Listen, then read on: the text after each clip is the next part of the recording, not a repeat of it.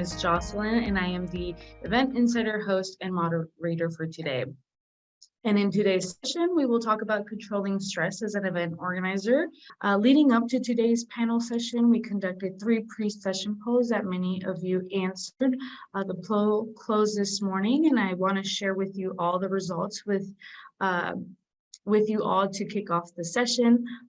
The questions we posted here in the session polls are relevant to the discussion we'll be having with our speakers. So it's great to hear y'all's input ahead of time. And the first question we polled asked what caused you the most stress as an event organizer, to which, as you can see here in the screen, we have a great number of responses here, but the ones that definitely stand out are like COVID, timeline changes, a lot of last minute changes is a popular response that we see here. Communication, AV tech setup is also another one, staffing, speakers.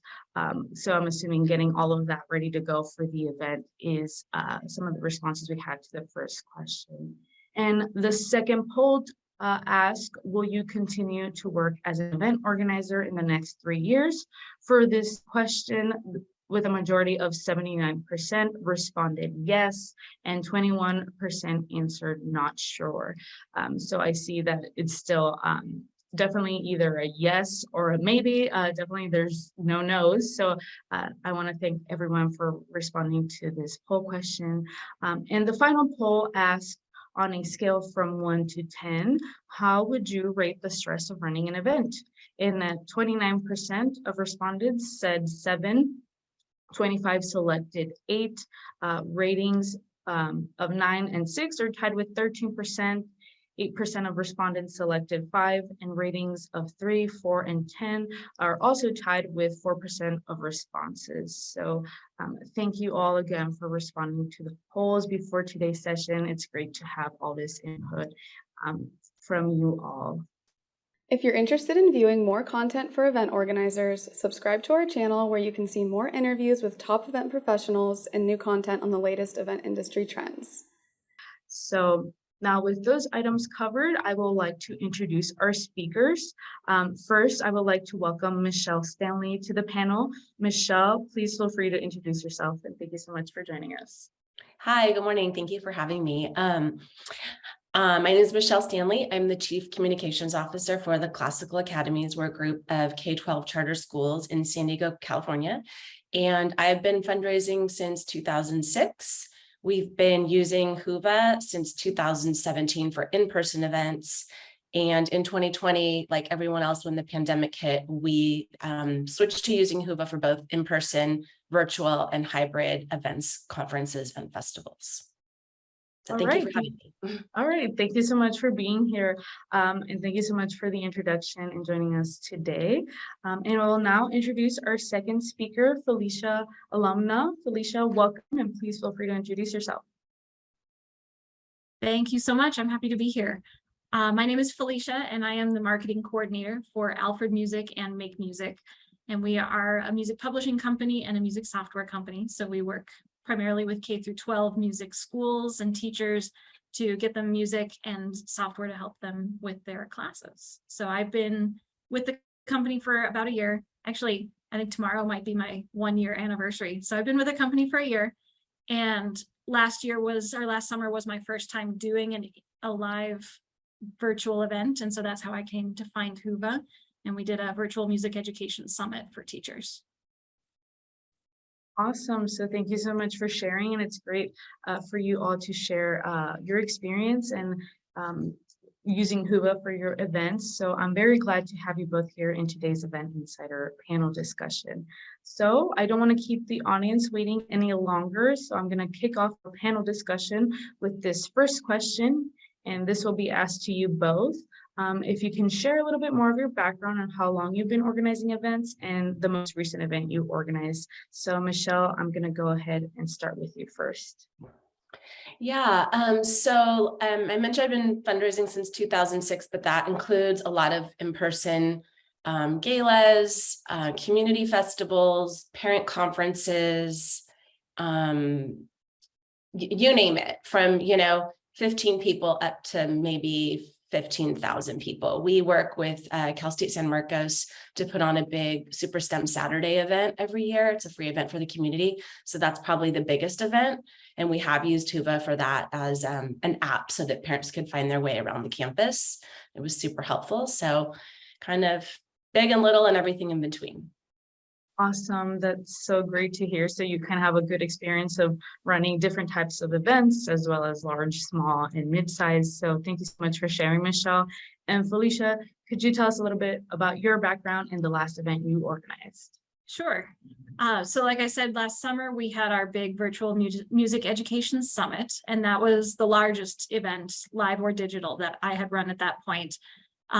Along with that, I manage our digital events here. So we do webinars, several webinars per month, and those are on a smaller scale, just kind of having kind of discussions like we are today, bringing in presenters to speak about what they know. Prior to coming to this company, I was a music teacher for 11 years. So still doing events, just on a different scale, doing more of the district-wide concerts and things like that.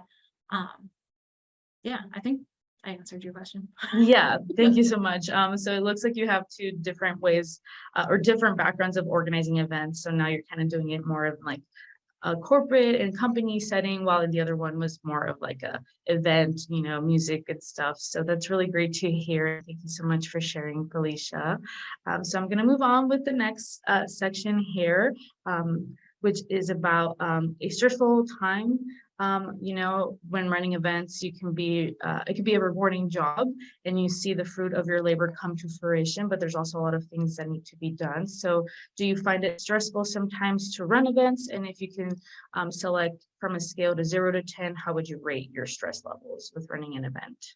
And Felicia, I'll return back to you first for this question. Sure. I think that the scale of 0 to 10 is hard to answer because it goes in waves. So we'll have, throughout the event season, there might be a time where things feel like they're at that 9 or that 10. And then a month later, it backs off down to the 3 or the 4. So it really depends on the season. For what we're doing right now is we're entering our trade show season. So that stress level starts to kind of amp up. And then once we hit summer and schools are out for break, then that backs off again. So I guess I would say on an average, we probably sit at around a 6, but like I said, it goes in waves. Awesome. So yeah, I guess it's like leading up to the preparation, leading up to the event. That definitely makes sense how your scale of stress levels can change within the year. So Michelle, what about you? How stressful do you find running events?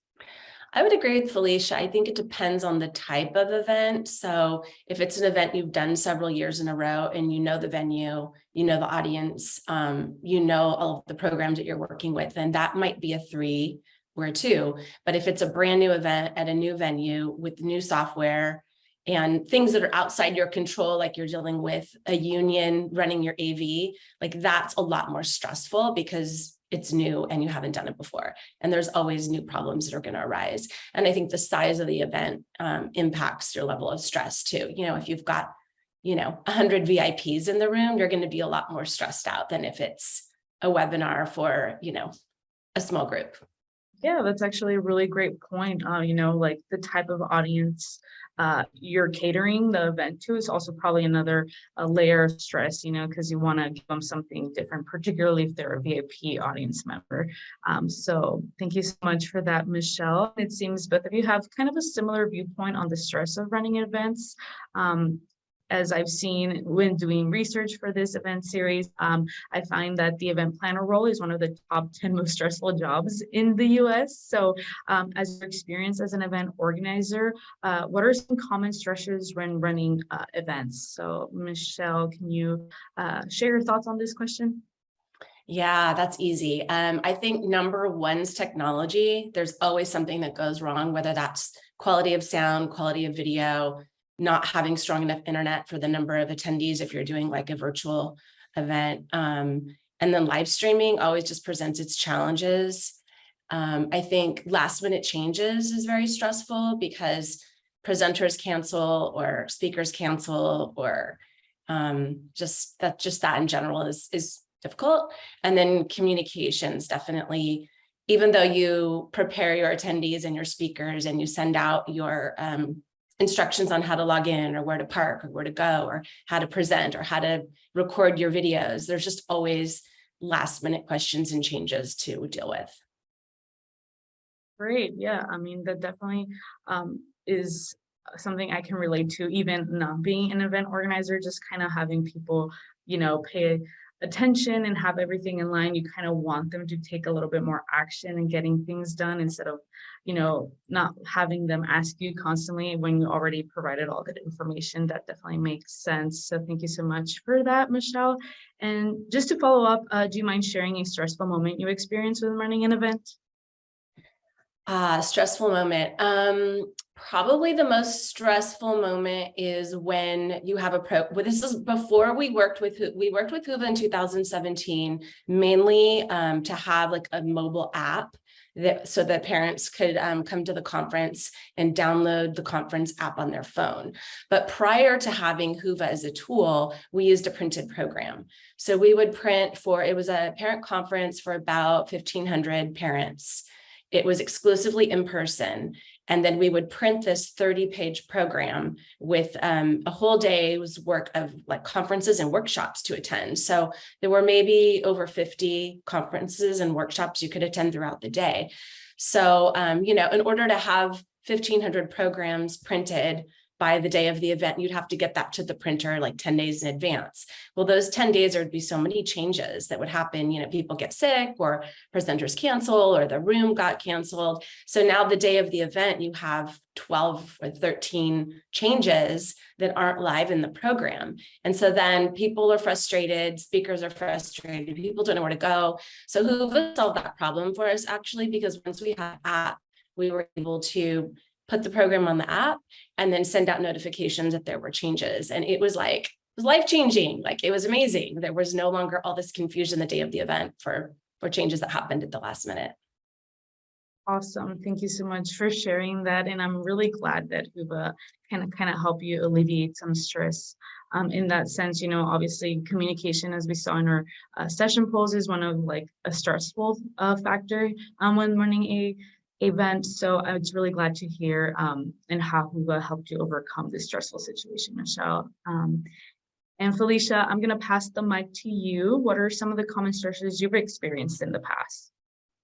I think that for me, probably the biggest thing that I see happen throughout events is that there's not a linear set of tasks. There's a lot of moving parts. There's often several events happening at the same time. And so it's not like you can just go down the list and check things off in order. You have multiple checklists happening at the same time, and they're all in a different spot in the process. And so trying to keep tabs on all of those different things all at once without missing a step or without skipping a step, that's always challenging to kind of keep tabs on. Great. Thank you so much for that. And I also want to ask you the same follow-ups question as I did with Michelle. Do you mind sharing a stressful moment you experienced with running an event or something with those common stressors you had? Yeah, absolutely.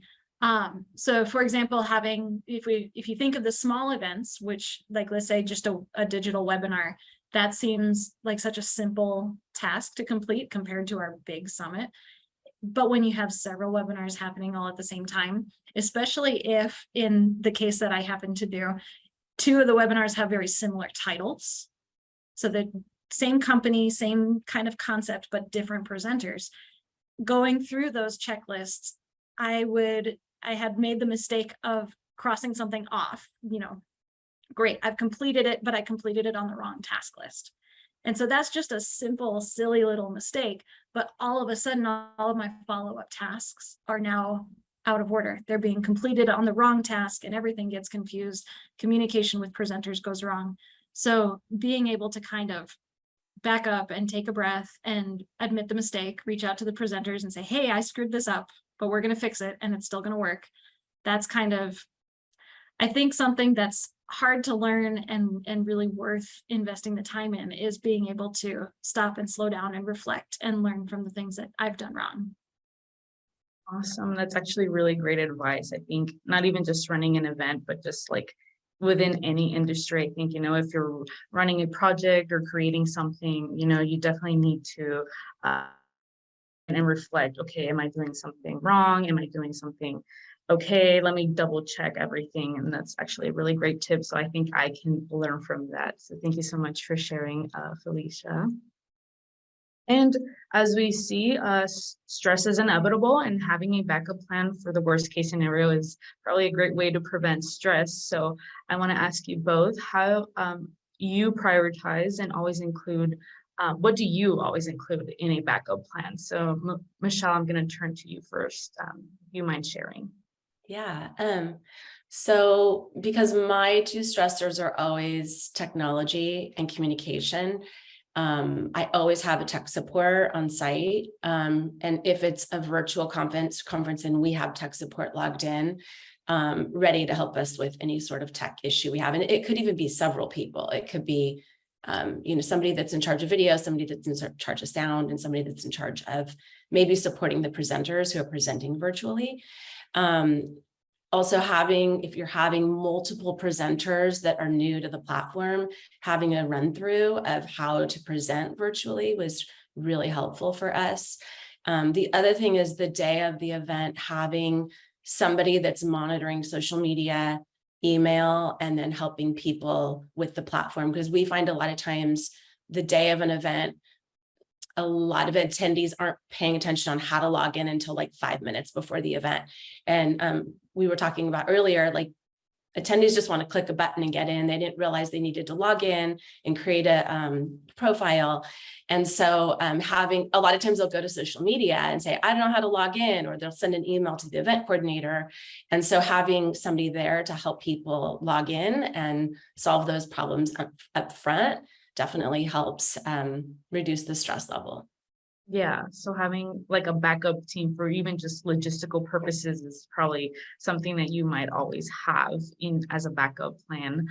So thank you for that, Michelle. And Felicia, what are some of the must-haves you include in your backup plan? I think that Michelle was spot on with having all of those extra people helping and monitoring things, because when something goes wrong, not if, but when something goes wrong, it's very, very helpful to be able to send something out. We use Slack here for our internal communications. And so we'll set a dedicated Slack channel for the event, and being able to put something out and say, hey, this person is struggling. Can someone go here? Rather than feeling like I have to do all of it myself, and having that team support to delegate and to know that there's someone out there who can help with that. With our virtual summit last summer, as I mentioned, this was my first really big virtual event, and I didn't have a backup plan, and now I absolutely will. For the most part, everything went really, really smoothly, but in the event that for one of our sessions, for example, a presenter's screen was not sharing properly, something was in the way and he couldn't get it to work. And when you're virtual, you're not in the room with them to be able to help and assist.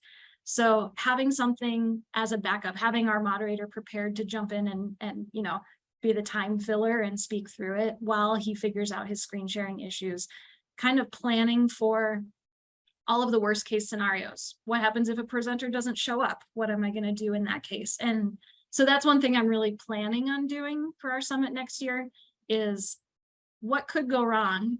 And if it goes wrong, what can I do to navigate through that situation and have something for the attendees? So I think this is something I'm still working on.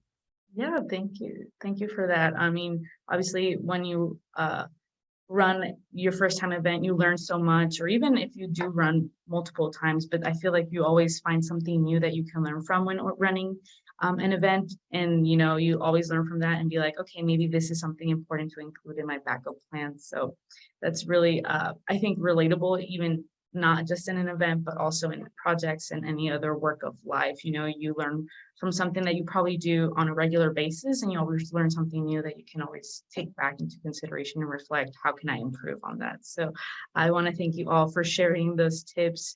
I'm sure our audience members will find them useful to incorporate when they're creating their own backup plan.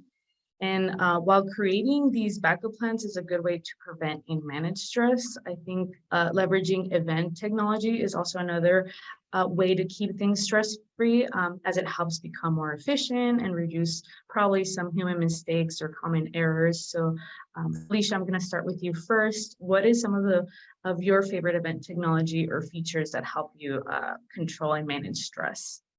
Well, like I said, I mentioned Slack, and I see in the chat, Sarah mentioned Slack and Asana have lowered her stress levels, and that's my power duo, Slack and Asana. So between having the dedicated Slack channel just for that event, where we have everyone who's working live through the session ready to jump on any event issue that might come up, then we also have Asana. And I'm a huge checklist person. If I didn't have a checklist, things wouldn't get done. So being able to utilize templates. I have a project template for a webinar, for a pre-recorded webinar. I have a different template for a live webinar. I have a different template for a live event that I'm not going to be on site for. And then we have a different template for an event that we will be on site for. And being able to replicate those every single time we have an event and know that every task is there and laid out and scheduled in a way that will make sure that everything gets done is huge. I think any sort of task management kind of system. Prior to coming here, I didn't have Asana, but I'm a huge bullet journaler. And so even if you're doing it that analog method, still having some way of keeping track of, here's everything I need to do, here's what I've accomplished, here's when it needs to be accomplished by, and then who is finishing it, who have I delegated this task out to. Those for me are huge. Got it. So it helps you kind of just keep track of everything. And obviously, I know project management softwares have been so popular just for any form of completing a task or something. It kind of helps I did it, here's the proof I did it, instead of sometimes we write it down and have like a mental note, but now having it visibly there and say like, yes, I did complete it, gives you even more peace of mind. So thank you so much for that, Felicia. And Michelle, what about you? What are some of your favorite event technology or features that help? Well, I agree with Felicia. I love lists, but I'm much more manual. Because I do a lot of hybrid events, not so much exclusively virtual. I feel like everything's always changing. Like we're always something that used to be a 7-hour event now might be a 3-hour event with a 2-hour hybrid feature. So everything's always changing. So for me, I use obviously Whova, but I use Monday.com, and I'm just totally dependent on the Google Suite. But I like to manually make my list for each event because there's always outside factors that are constantly changing. And so I feel like sometimes the templates, I might leave something out just because of the physicalness of doing in-person events, if that makes sense. Yeah, that actually makes sense. I think you like to have a little bit more a free form kind of way of creating your checklist. So then if something, within the middle of planning comes up, you can then automatically add it into your checklist and say like, okay, now I need to take care of this. I think that also gives you some peace of mind and control, right, of what you need to do and what needs to be done. So I definitely see that you both have some similar but different ways of approaching your project management. And obviously, Felicia mentioned about checklists. I also find them quite helpful when I use them. I think when you check that little box of complete or say done, it makes me feel accomplished when it gets done. So Felicia, I just wanted to circle back on this, and what's your advice? And maybe if you can stand a little bit more of utilizing a checklist. I think that people have different personalities in how they work. And I think that if you are like me, where a checklist is the greatest invention of all time, then checklists are easy to follow. I think that if you're someone who struggles to keep track of task lists, or if you forget to go in and check something off, and then, the end of the week, you have to check 30 things off, then maybe making it part of a routine can help. I think that having that checklist become something that you use and that you check and that you manage every day, or at the start of every day and the end of every day, you check everything off that you've completed, then it keeps you accountable. You're holding yourself accountable, and you know that what you're doing is being reflected on that list. I do think that it's just extremely valuable to have that written record of it, whether it's in something like Monday or like Asana, or whether it's in something analog like a bullet journal, having it written down proves that you've completed it, because I am very much guilty of, I'm pretty sure I finished that, but not having it somewhere and then not being able to follow up on it, or using my email as a task list. I've done that for years, and while it works, then I have to go back and think, I know I did that, I have proof, but I have to find it. Let me go search for it. And having it on that task list and knowing that it's been crossed off and that you can just point to it and say, not only I completed this, but I completed this on September 22nd, and here's my follow-up details. It like I said, it holds myself accountable to me. Awesome. And I see here in the chat, if anyone has a variety of checklist templates, if you want to, feel free to share them. If you do, this is me talking to the speakers. If you do have some templates that you normally use, definitely feel free to drop them in the chat. If you do have some templates, you can share them after our session today. And Michelle, I want to circle back with you for this question. Do you have additional advice for utilizing a checklist? Yeah, I would agree with Felicia. You definitely have to check in on your checklist daily. But I think also I'm often working with large groups of people, and I'm not the only one responsible for the event. So oftentimes assigning dates to things on the checklist and names, calendaring those things, and then following up with those people. Because working in education, teachers take breaks for summer, or people have vacations in the summer, and something that maybe was supposed to be done June 1st, now it's July 1st, we all assume the best of people and assume things are done. But unless you go back and follow up with that person to make sure it's done, it ends up kicking the can down the road for last minute stress that we talked about earlier. So just following up with the people, just making sure you got this and this is done this week. So definitely assigning roles and dates, and then following up on those roles and dates so that last minute changes aren't a problem later down the road.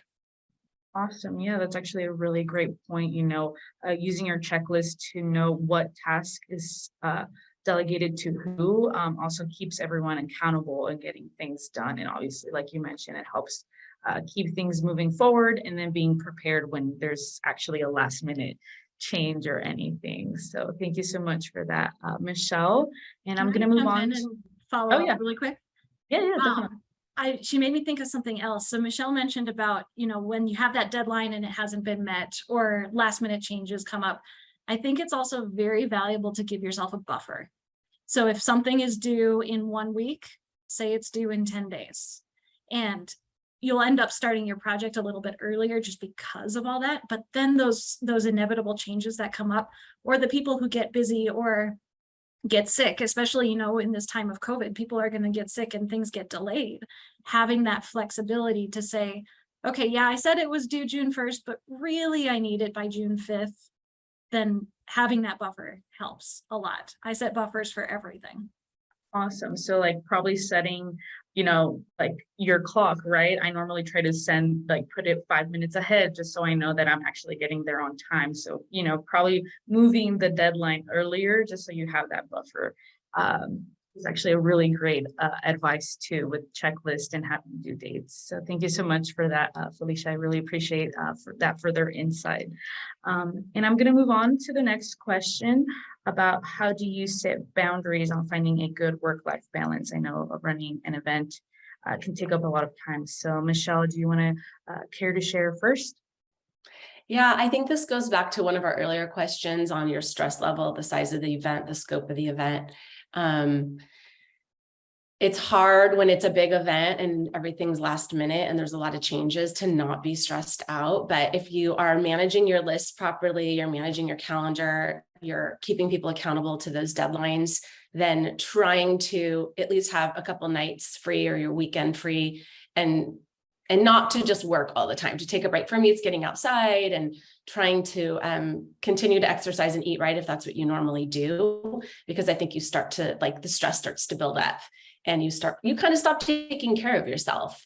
And then that ends up building up and creating a kind of stressful environment for the rest of the team and even the day of the event. So just building in margin for yourself, I think, is really important.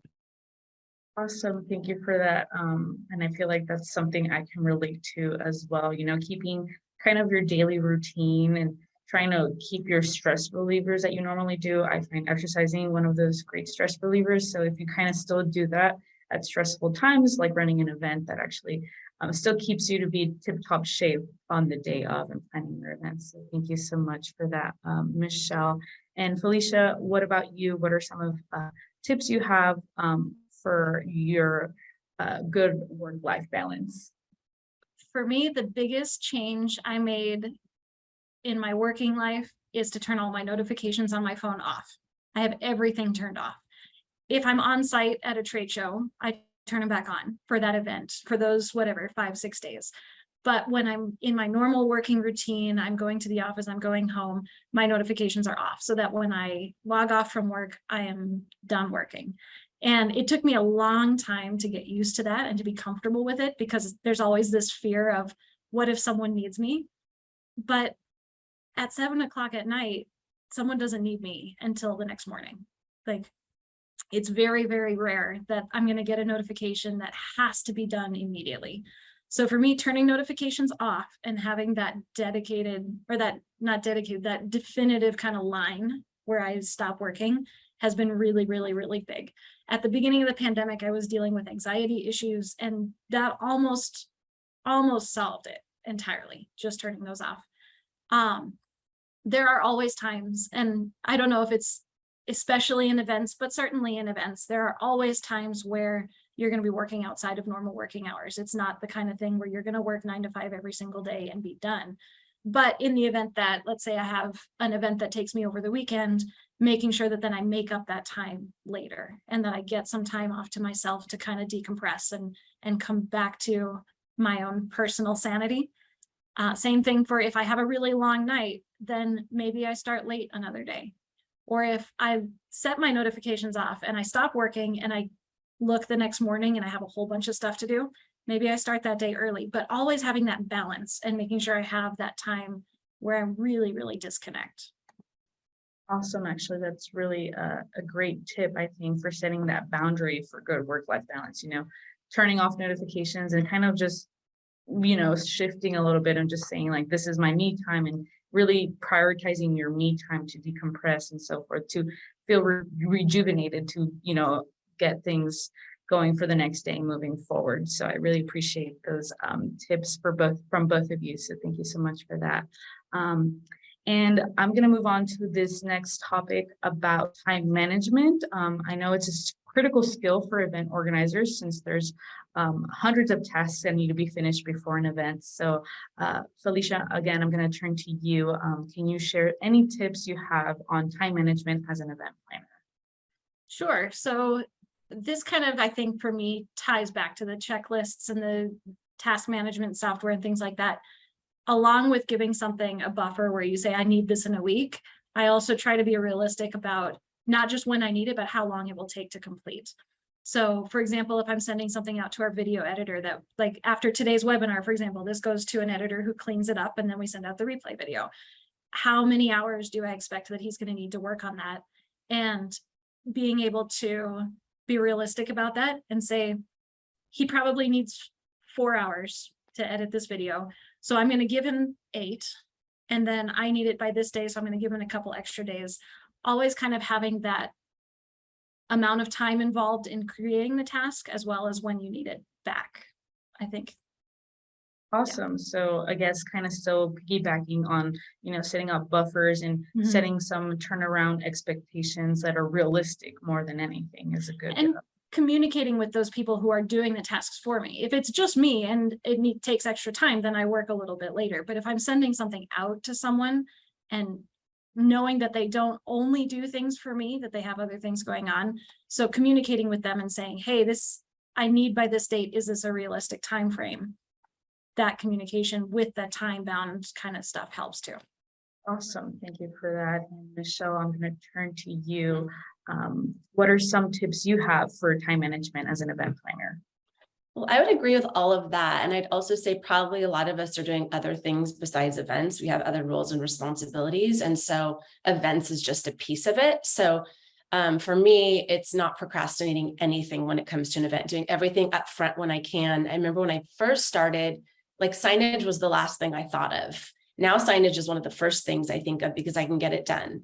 And so while I might have saved a walkthrough for, a week or two before in the past, I'll do it the first week. Let's walk through it and see what I need. And then I'll just visualize the space, make my list, make my checklist, and anything that can be done early is done early.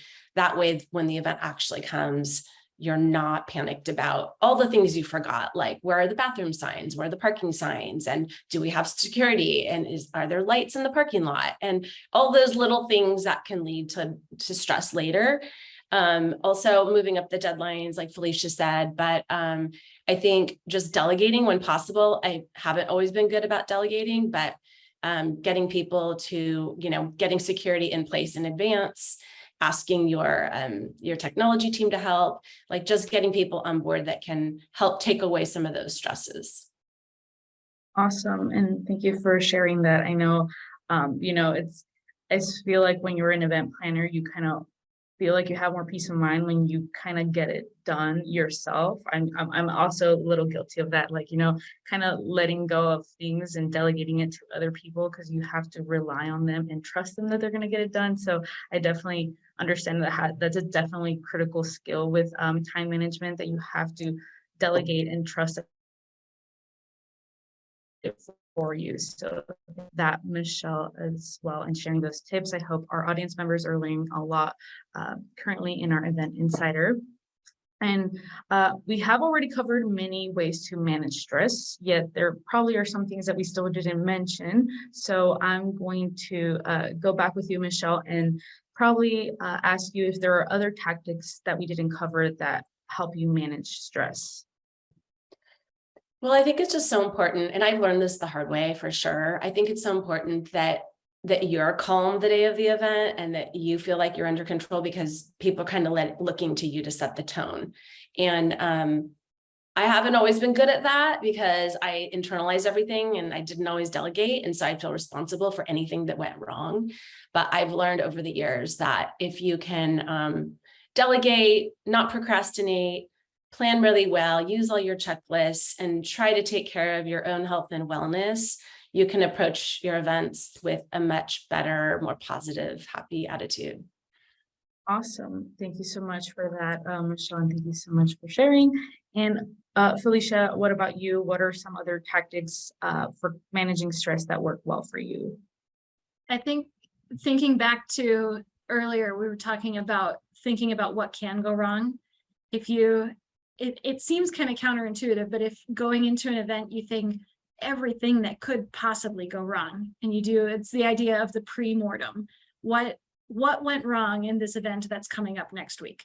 And then having a plan for what happens in that event. They didn't show up with electrical to the booth on show site. So, okay, so what do we need to do in that case? The presenter is running behind, they're stuck in traffic. Okay, so what do we need to do in that case? And imagining the worst case scenario for everything and having a plan of attack for fixing it, that takes away a lot of the stress when something does go wrong, because usually your worst case scenario in your head is a lot worse than the problems that are actually going to happen.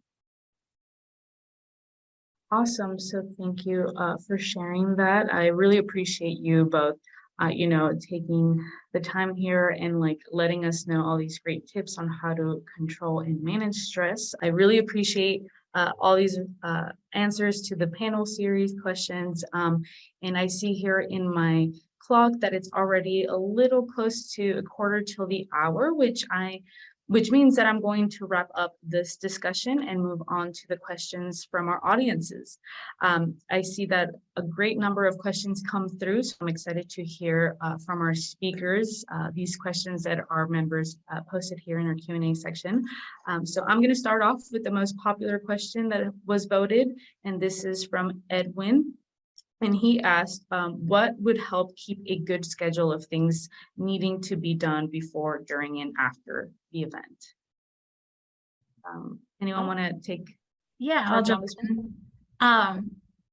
Coming in as a new event manager and having to do this big summit, actually, one thing that Whova did really, really well is they have a checklist in there of all of the things that Whova recommends you have done at a certain time. And I kind of took their took Huva's schedule and used it to create my own. So using schedules that are already out there, using checklists that already exist, like in the event platform, and then tweaking it to your own. And now what I'm doing is taking that tweaked version and adjusting it for next year based on what happened. So always improving and tweaking the lists and the checklists and the timelines and things that, so that every event gets a little bit smoother. Awesome. And Michelle, what would you recommend to keep a good schedule of things? Or I mean, I live by the calendar, the lists in the calendar. So I calendar everything. And I often plan months and months in advance. So my goal is that everything's done a week or two before the event. It's all done. And now we're just checking that everything's on track. So calendar and checklists. And I like to visualize. So I like to walk myself through either the virtual event or the in-person event, and then just start writing lists based on everything that I think that we're going to need. And because it varies from event to event, I mean, we utilize all of the leaderboard games in Huva, which our guests really, really like. So like I'll order prizes for the leaderboard games 2 months in advance, so that those are ready to give out right when the event's over. I can message them through the app and say, guess what? You're a winner of the leaderboard game. Your gift is ready to pick up at your school office this week. So even down to those little tiny details, I have all of those things done way in advance just by visualizing the event and making very nice lists that I calendar. awesome. Thank you for that. And I guess this goes on to the second popular question. Maybe Michelle, you could probably give more tips on this one. Haley asked, what advice would you give to someone who's, oh, actually, this is for Felicia. Actually, I kind of went over and skipped this. This one's from Haley, and I think this one's more applicable for Felicia, since she asked, what advice would you give to someone who is just going into the industry? I know, Felicia, you just had a couple of years running a big event, so maybe do you have any advice? Rely on the people around you. I think that's my biggest piece of advice. Don't go into this thinking that you have to do it all by yourself. So relying on the people who've done what you're doing, whether that's your manager or someone else in the industry that you know, but also relying on the team that's around you, relying on the people who know social media, the people who know email, the people who know the tech side of things, and asking for help all the time. Ask for help. Even if you've asked the question before, ask it again, because the more you ask, the more you'll know. And the more comfortable you are with admitting what you don't know, the more you'll be able to get that support that you need and feel more comfortable going into it. So. Awesome. Thank you for that. And Michelle, do you have any advice for a up and coming event planner? I would agree. I think asking for help, or even asking somebody who has experience, like, here's where I'm at in this event. Have I missed anything? Is there anything I haven't thought of? What do you recommend? Asking if you're using platforms, calling your rep and asking for help with things. I've called our rep at Huva so many times because I had questions about things, and Jonathan's always been super helpful.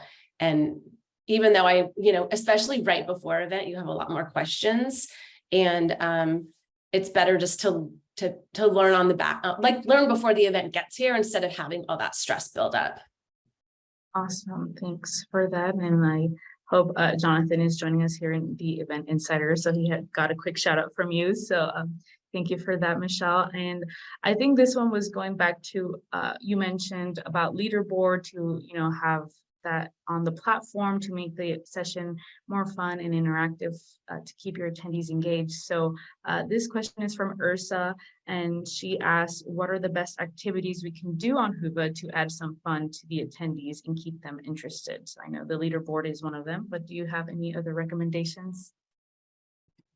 Well, we did caption contests and everybody loved that. We did photo contests, and then it was funny because people would send us pictures of like their dog or like, I don't know, just random things. And the engagement was really great. And because we do a hybrid event, we would see like people walking around with their phones taking pictures of things. And we're like, why are they taking pictures? And then we realized, oh, they're participating in the contest. So I think having good prizes is like letting people know what the prize is up front and making it a good prize. I think we had 3 winners, and we had 3 categories and 3 winners. And so it engaged a lot more people because you didn't think there was only one prize or one contest. And then I think asking questions throughout the event, posting updates throughout the event, just really engaging with everybody through the app, just definitely increased our amount of engagement with our attendees, more so than in person, I would say. Oh, great. That's great to hear. And Felicia, do you have any tips on what are some activities that you could do on Huba to make it fun for attendees and keeping them interested? Yeah, I think that for an exclusively virtual event, that's always a challenge because you don't get that in-person interaction. And so one of the things that worked really, really well for us was the discussion boards.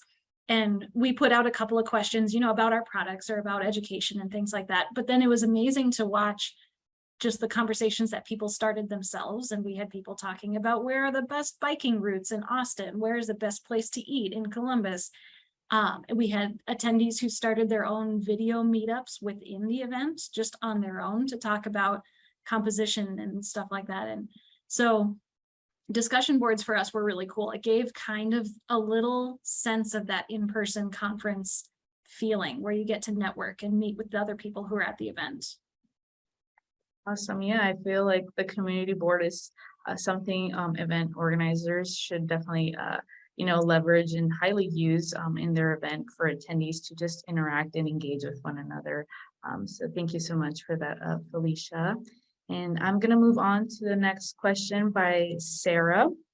And she asked, can you suggest some proactive strategies for dealing with high turnover in the hospitality space? So that's a really good question. Anyone care to share or answer first? We dealt with that last COVID, the year of COVID. I think we had a venue booked in San Diego on Mission Bay. And I think we dealt with 4 different caterers. Like one would leave, another one would come, one would leave, another would come. And the rules were changing so much, like masks, no masks. We can't have the event. It can't be a sit down. Now it has to be. And we literally just kept pivoting.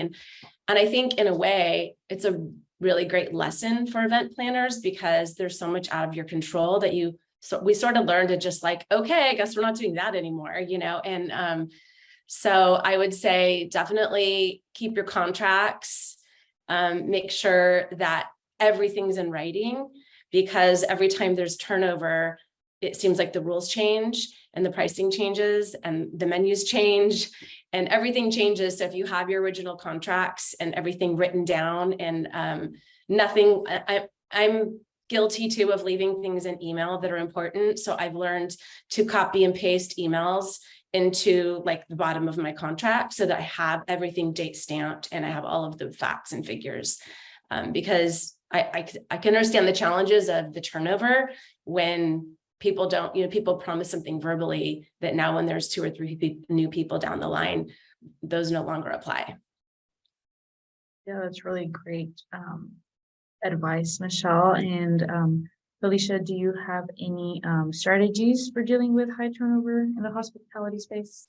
I actually don't. To date, most of my event management has been virtual. So I think I will let Michelle have the last word on that one. Okay, great. Thank you so much. I know actually the point of contracts actually is very important. It reminded me of a saying my mother would say, like, a paper talks, having it in writing matters, and it does speak a lot for holding things accountable. So Michelle, thank you for that. And I am going to move on to this next question from Brianna. And she asked, what events, webinars do you recommend event planners to attend to grow and learn? So this is more of professional development. Do you have any resources that can help you grow as an event planner? Yeah, I can jump in on this one. I'm actually taking a course right now through the Event Management Institute or Event Leadership Institute. It's called the Virtual Events and Meeting Management course. And they have a whole bunch of courses that are virtual at your own pace, kind of self-paced courses. A lot of them will lead to getting a certification, but not all of them do. And I've been very impressed with that course, between the lessons that they offer, but also that the community and the forums there and what we are able to learn from each other. We have this group of people from all over the world who do all types of different events. And whether someone is doing, like I do, a music education trade show and someone else is doing a royal Saudi wedding, we still have things that we're learning from each other. So I would look at Event Leadership Institute, but anything that gives you other classmates to talk to and bounce ideas off of, people who have done events and something totally different from you will have suggestions for things that spark an idea for your own. Yeah, that definitely makes sense, finding as many resources as you can, and I mean, even just connecting with people that are in the same boat as you can offer a lot of words of wisdom. So thank you for that. And Michelle, do you recommend any resources for event planners to attend and grow and learn from? Yeah, I mean, I'm assuming a lot of people on this call are event planners for fundraising. And so if that's your role, there's so many resources available through just the software that you use, whether that's Bloomerang or Monday or Donor Match or Whova or Double the Donation. A lot of those programs all have video libraries. And so I'll often find if I just have a challenge, I will go and search some of those libraries, watch a couple of videos, webinars, and I find those really helpful. Awesome, thank you for that. And I question, which is, what is the most helpful thing someone who has worked under you done to help relieve stress before, during, and after an event? So it's kind of an anecdotal question. Anyone want to share? I don't think that I have one specific thing that anyone did, but with our summit, the thing that totally took me by surprise was the fact that I had done all of this planning and we had everything kind of organized and we were ready. And the day of the live event, I could kind of sit back and everyone else ran with it. And just knowing that we had planned everything and we had organized everything so far in advance that I really didn't have to do anything the day of. I just kind of watched, and our moderators moderated the sessions, and our backend people watched the chat, and our support was there to answer tech support questions. And having that, I think just that the team was there and that they were all invested in it and ready to jump when they were needed. Yeah. Yeah, that's actually really, I think that's actually really nice to see, right? That like everyone comes together and is willing to help and support to make something successful. So that's really awesome. I think that is rewarding too. Michelle, do you know or have had something or someone that helped you relieve any stress during an event? Yeah, I think with event people, there's big picture people and then there's detailed people. And often event people are the big picture. You're selecting the venues and the times and the software, and you're getting everything, you're pulling the team together. But when I first started, I had this volunteer who was a detailed person. And so she was like, let's walk through the speaking points of this whole, it was a fundraiser for 500 people. I had no idea I was in charge of speaking points because I thought I brought the party together, I'm done. And so she sat me down and we walked through actually, okay, people arrive at 4:30, photos are at 4:35. It 4:50, we've got our first speaker up, and literally going through the entire evening and blocking out every 3 to 5 minutes. And she was just amazing. And I learned a lot from her. And now I know that when you're an event planner, you are in charge of all those details. And but I had to learn it somewhere. So Yeah, that's actually, that's actually something you can appreciate too, right? Learning from some people, learning new things when running an event. So that definitely makes sense. And thank you so much for that, Michelle. I'm seeing here that we're almost close to our hour mark, and there are still so many great questions to go through. So I'm just going to try and see if I can get to a few more before we finalize our event insider series. So I'm going to go ahead and ask this question from Sands, and they asked how much of what Whova provides do you use for a less stressful event? So does anyone care to share what tools Whova uses that help you make your event less stressful? I'll answer that. I use all of them. Yeah, she did. All of them. Great. Do you care to share a little bit more of which ones that you use that help you the most? Well, I like the checklist. And often the main event that we use it for, which is a parent conference, isn't until mid-August. But if I have the program in June, we'll put the whole program up in June. We'll get all the speakers' bios up in June. So just the checklist is super helpful. We'll get it all on our website. Like, I just love that you can do so much of it in advance. And unlike, an in-person event, you can't do any of that really till the last minute because of changes. So it's nice that you can go in and edit content at any point and everything's like live time. Awesome. Thank you for that, Michelle. And Felicia, do you care to share what Kuva tool you used in the past that make your events less stressful? Sure. Absolutely 100% use the registration. Have registration go through Whova. There's no reason to do it any other way. As a virtual event, we didn't need name badges and things like that. So we avoided a lot of the physical product stuff. But the registration being integrated, announcements, having the announcement feature was huge, being able to put things out when we were starting and reminding people about contests and things like that. So probably announcements and registration would be my big two. Definitely use those two. Great, thank you so much for that. And I am gonna go on to one last question, and I think this is to end our event series on a lighter note. And this one is also from Brianna, and she asks, do you find it helpful to have a hobby outside of work to manage stress? So care to share what hobbies that help you manage stress? Sure. I as a music teacher and music publisher, and I am a musician, so I play in a local group here, and I do make sure that I keep doing that all the time. I danced for years and years. This is my first year not dancing in a while, but I also do triathlon, so I get a lot of physical activity. I like to keep my fingers in a lot of different pots so that I have something when I need something physical or when I need something mental. I do quilting. I like to try a whole bunch of different things. Anything that's not work is worth spending some time on. Great. And Michelle, do you have any hobbies that help you manage your stress? Yeah, for me, it's being outside. So I mean, I love going to the gym and everything, but it's just being outside, hiking or running or walking, and I really have to make time, like make myself go do it, because you look at your phone and there's meetings all day. And so if that means getting up earlier and walking in the dark, then that's what I have time for. I got to do it.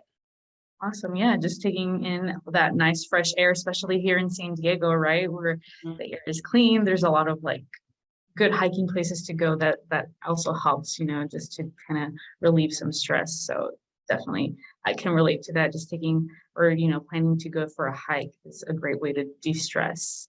So thank you so much for sharing, Felicia and Michelle. And I'm looking here at the time, and it's already around 9 o'clock, which means it's time to wrap up today's Event Insider. Felicia, Michelle, thank you so much for joining us today. I know I learned a lot from both of you, and I'm sure the audience members did as well. Really appreciate you both sharing your experiences so candidly today.